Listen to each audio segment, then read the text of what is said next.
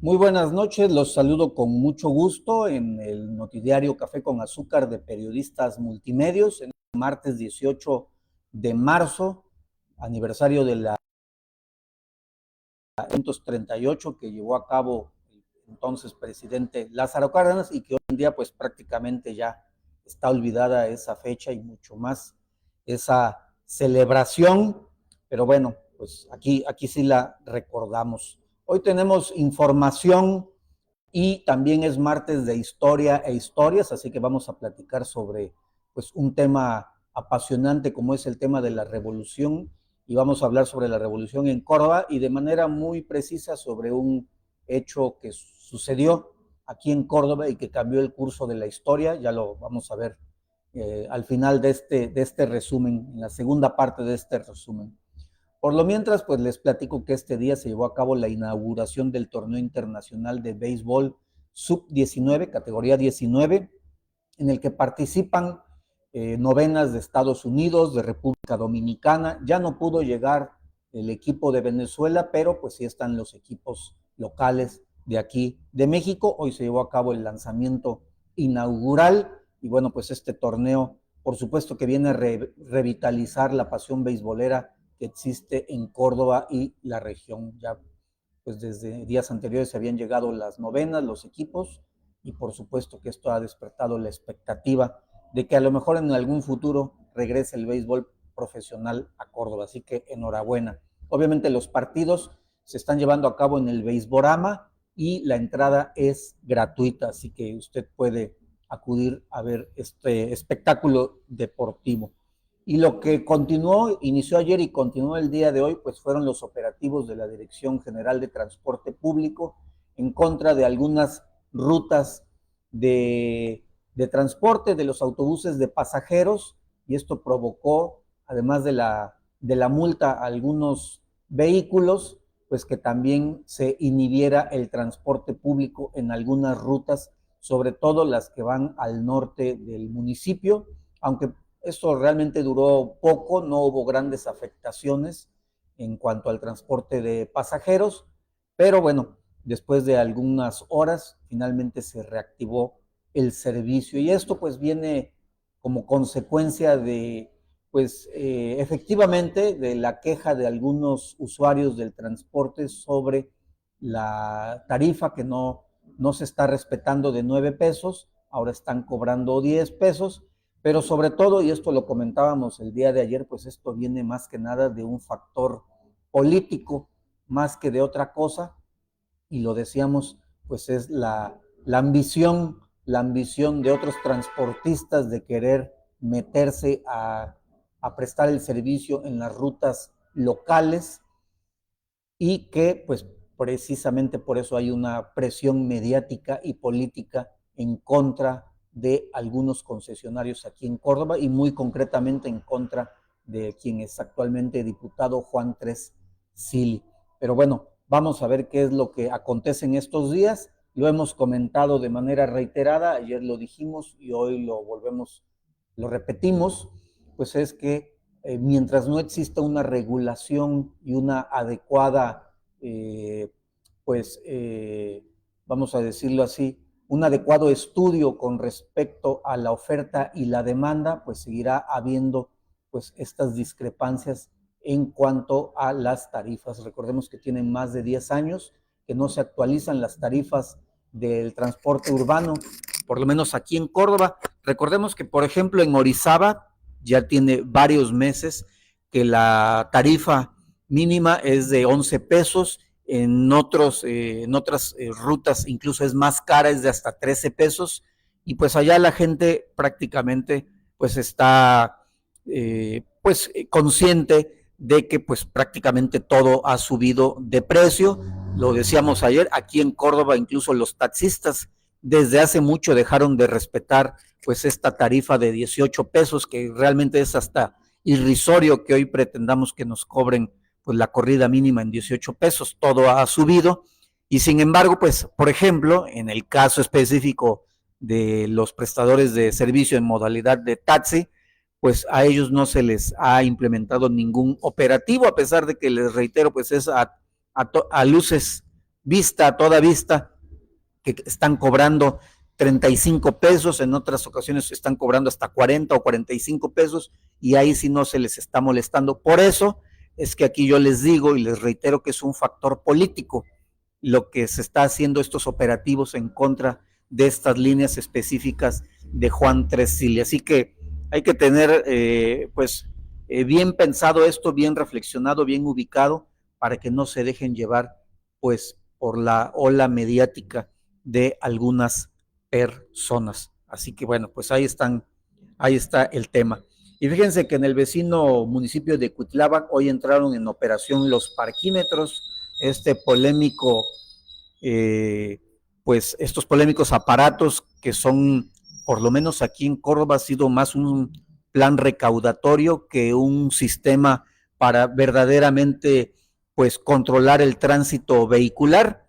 Esto aquí pues ya tiene varios años, ya tiene prácticamente 10 años, más de 10 años que ya están funcionando los parquímetros aquí en Córdoba, y si bien efectivamente pues de alguna manera evita que muchas personas utilicen de manera pues desmedida los cajones de estacionamiento, lo cierto es que, como les digo, pues ha sido más por un factor recaudatorio que por la cuestión de la vialidad, para mantenerla pues en un equilibrio. En otro tema, ya en temas de seguridad a nivel estatal, fíjense que en Papantla, donde la semana pasada comentábamos que se han hallado explosivos enmascarados en perfumes y que incluso le han costado la pérdida de extremidades de miembros a algunas personas. Bueno, pues ayer fuerzas federales y estatales en un operativo conjunto realizaron un cateo en una vivienda de ese municipio de Papantla y lograron confiscar varios explosivos que son utilizados por estas personas. Recordemos que ya hay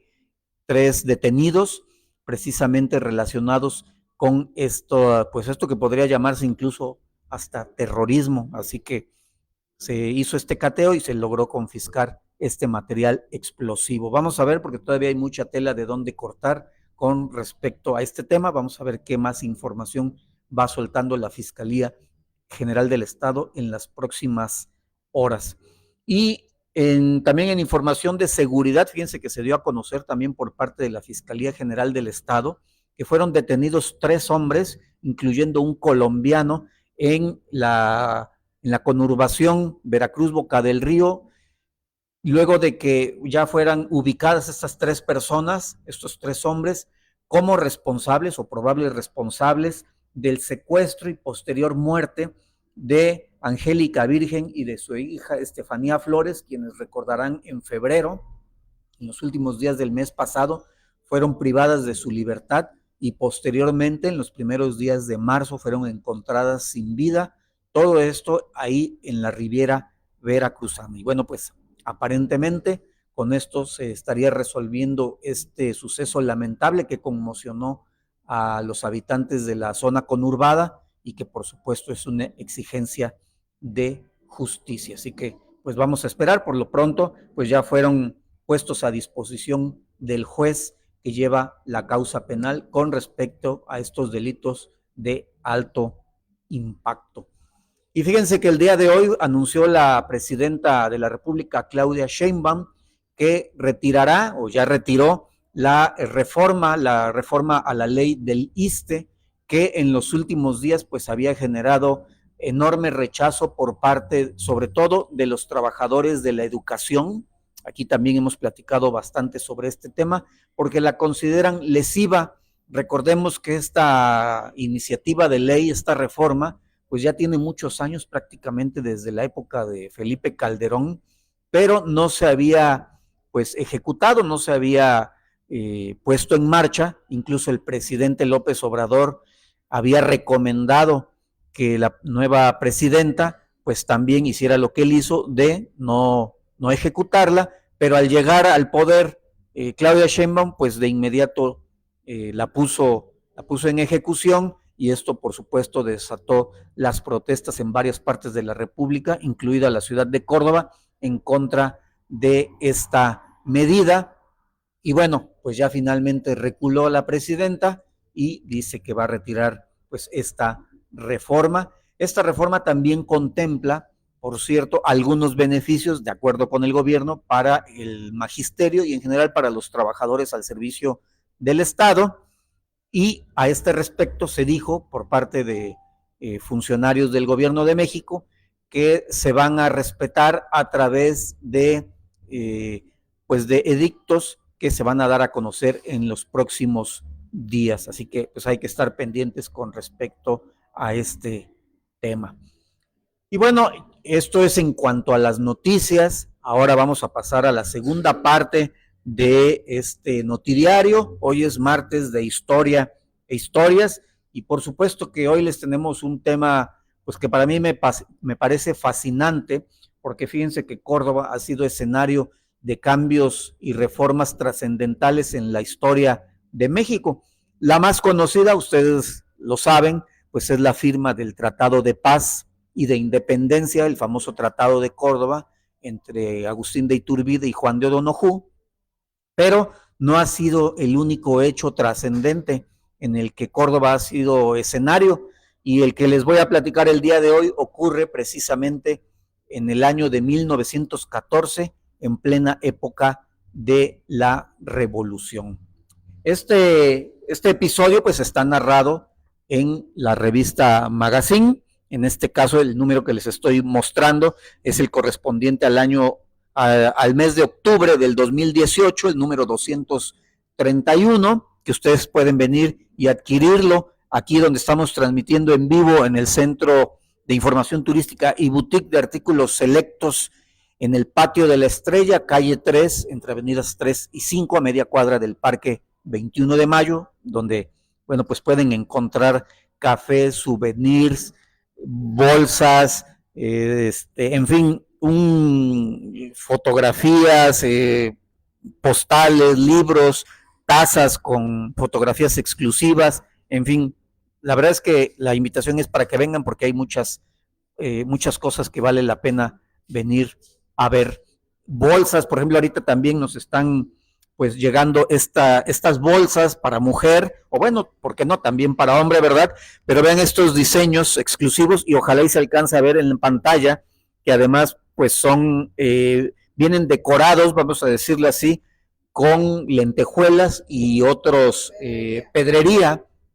nos están diciendo por aquí. Este es un diseño de los que están a la venta aquí. Este es otro diseño, también vean, la verdad es que están hermosos. Esta es un girasol y también decorado con pedrería. Y bueno, pues esto está decorado aquí. Este artículo, por eso les digo, son artículos selectos, porque únicamente los van a poder encontrar en este sitio, porque además son de diseño. Y además, por ejemplo, a mí me parece sensacional este diseño. Vean ustedes, también con pedrería. Así que vengan a conocer la boutique de artículos selectos en el Patio de la Estrella. Pero bueno, les decía yo que hoy es martes de historia e historias, y les decía yo que en el año de 1914, en plena revolución, cambia el curso de la historia, y esto viene a raíz de que después de que es derrocado el espurio dictador Victoriano Huerta, quien había asesinado a Francisco I. Madero, el presidente legítimo, al vicepresidente José María Pino Suárez, bueno, las fuerzas revolucionarias que habían combatido a Porfirio Díaz terminan derrocándolo y establecen que se van a reunir en el centro del país, en un lugar neutral, y escogen la ciudad de Aguascalientes para llevar a cabo la famosa convención que lleva el nombre de ese municipio o de ese estado, la Convención de Aguascalientes, y ahí se reúnen todos los jefes, los más importantes revolucionarios que habían participado en el derrocamiento de Victoriano Huerta. Ahí estuvieron Francisco Villa, ahí estuvo Emiliano Zapata, y vaya, todos los que se puedan ustedes imaginar. El único que no se presenta es Venustiano Carranza, el primer jefe del autodenominado Ejército Constitucionalista. Pues era efectivamente la fuerza militar más importante que se había opuesto al gobierno espurio de Victoriano Huerta, y él decide no presentarse en la convención de Aguascalientes. ¿Por qué razón? Bueno, pues él temía que, a pesar de ser, les digo, el ejército más importante que había luchado contra Victoriano Huerta, él piensa que no le va a ser reconocida este logro, y entonces huye al estado de Veracruz, donde tenía un muy importante aliado, que era Cándido Aguilar, el que todos sabemos que después se convertiría en su yerno de Venustiano Carranza, y viene a refugiarse aquí al estado de Veracruz. Para esto, bueno, pues se reúnen en Aguascalientes, les decía yo, el resto, la totalidad, con excepción de Carranza, de los jefes revolucionarios, y ahí pues juran ante la bandera de México que van a respetar los acuerdos a los que se llegue en esa convención de Aguascalientes. Incluso ahí Álvaro Obregón dice que defenderá pues prácticamente con su vida y con su sangre la bandera de México, y que va a respetar lo que ahí se acuerde. Y uno de los acuerdos a los que se llegan es que se le invite a Venustiano Carranza a participar en los acuerdos de esta convención. Y para esto envían a una delegación encabezada por Álvaro Obregón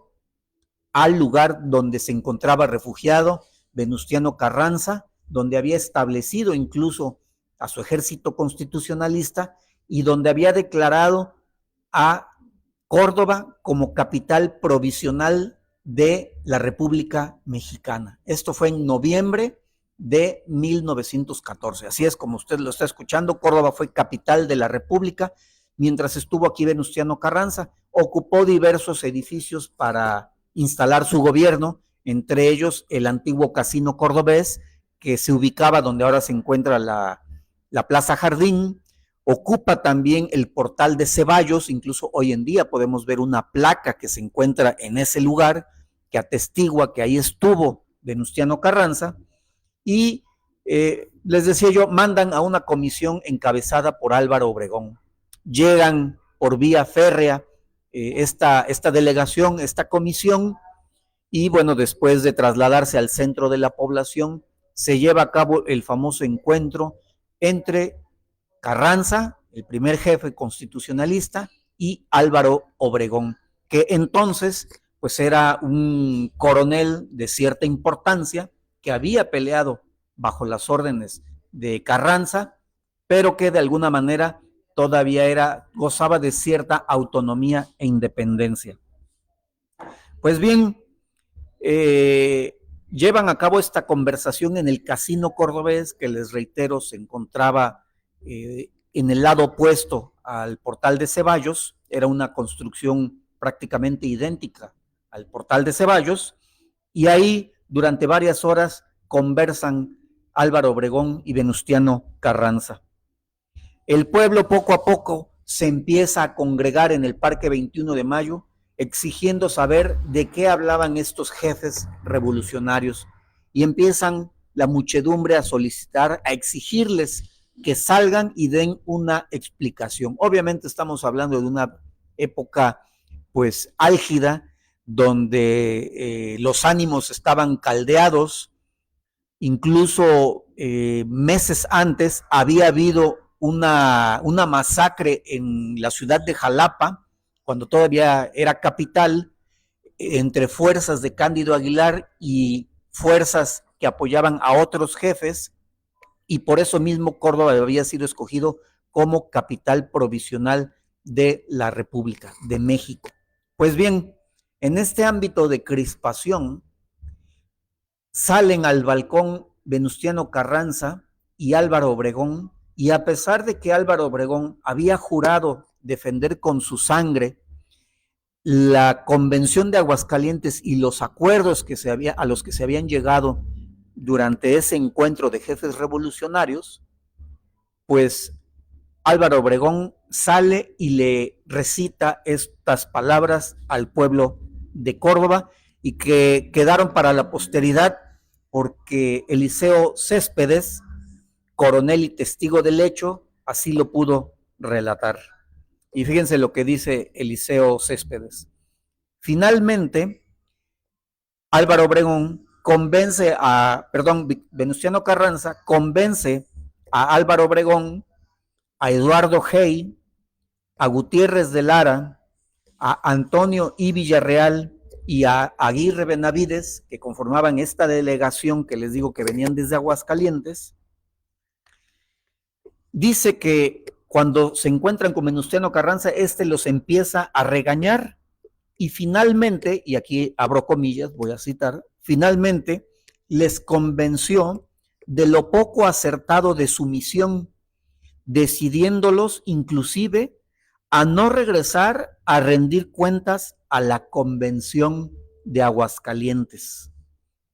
Ante el pueblo congregado, Carranza le pide a Obregón, ya en el balcón del Casino Cordobés, que explicara el resultado de la charla, y Álvaro Obregón se dirigió al pueblo de Córdoba con las siguientes palabras: que la maldición de mi patria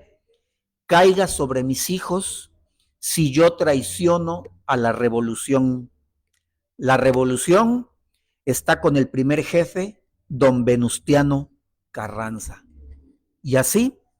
cambió en esta ciudad de Córdoba el curso de la historia, porque a partir de ahí se desata nuevamente la lucha fratricida entre mexicanos. Pancho Villa, que había luchado en la división del centro con Venustiano Carranza, pues ahora tiene que luchar en contra de Carranza y particularmente en contra de Álvaro Obregón, quien era quien mandaba el general, porque después lo ascienden a general, la división del Pacífico. Y les digo, esto ocurrió en el año de 1914 y pues con esto se alarga la revolución, mueren más de 1 millón de personas, de mexicanos, de acuerdo con los